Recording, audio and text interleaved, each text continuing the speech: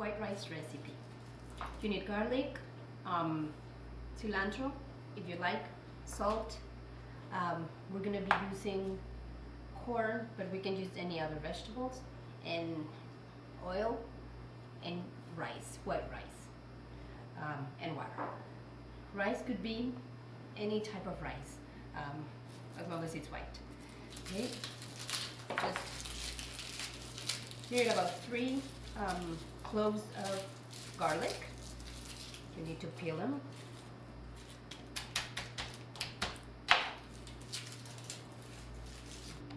Peel the garlic, 3 or 4 cloves.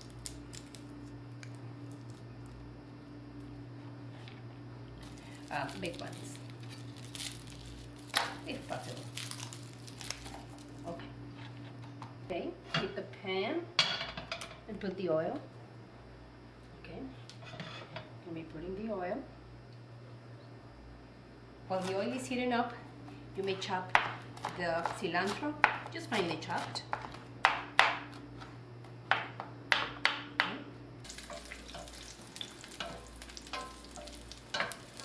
You may be moving them a little bit, not too much. And I'll let them sit for a little bit. Okay, so they're getting a little fried. We turn them so they just get fried on the other side. So the oils get kind of a garlicky flavor. Sometimes I like to do this so they just get fried a little quicker. Okay, now we're ready for the rice. We're going to be doing 4 cups of rice.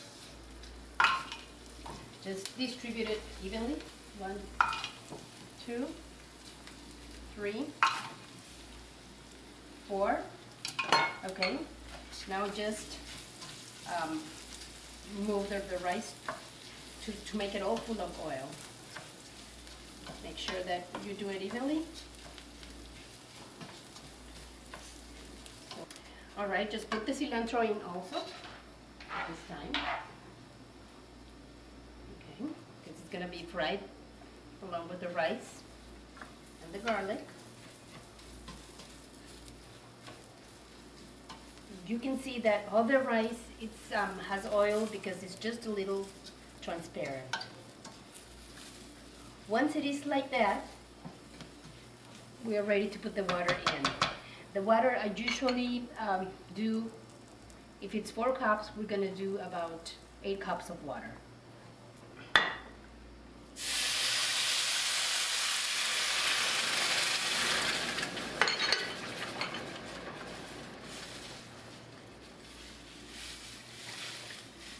Okay, now you get some salt. What I'm using is sea salt, and I just get a little handful, and then I just distribute it evenly. You just move it, just very gently. Don't stir the rice too much, just very gently so the salt gets evenly distributed. Now just make sure that it's enough salt, so you may try. I think I might need a little bit more.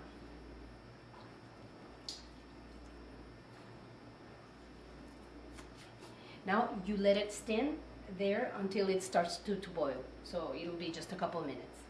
Don't stir it, just leave it undisturbed until it starts to boil.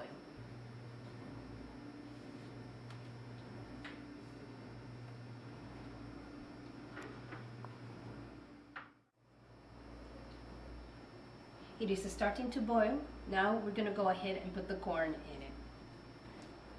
The corn is frozen, by the way, but if it's not frozen, it's the perfect time to put it. Just go ahead and put it on.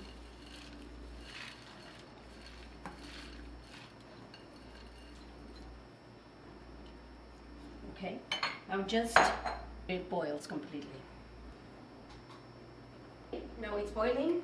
What we have to do is we just turn to the lowest heat, cover, and we're gonna let it cook for about 20 minutes.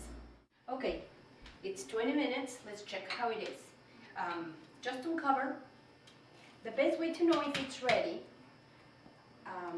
just move it very gently and see if the bottom doesn't have any water bubbling.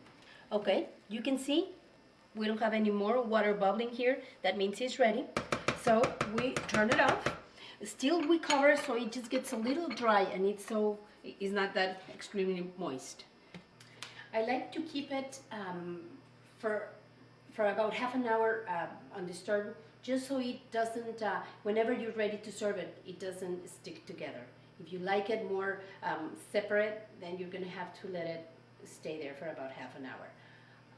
Then it'll be ready to be poured into a plate, ready to. Okay, let's see if it's, okay, it's ready to be eaten. So, go ahead, this is not really that hot. So, if you like the garlic, you may save it, but if you don't like it, then you may move it away. You may take it out of there, which that's what I'm gonna be doing. Now, you see how nice and fluffy it is, just very gently. There's a little piece of garlic here. Let me just move it too.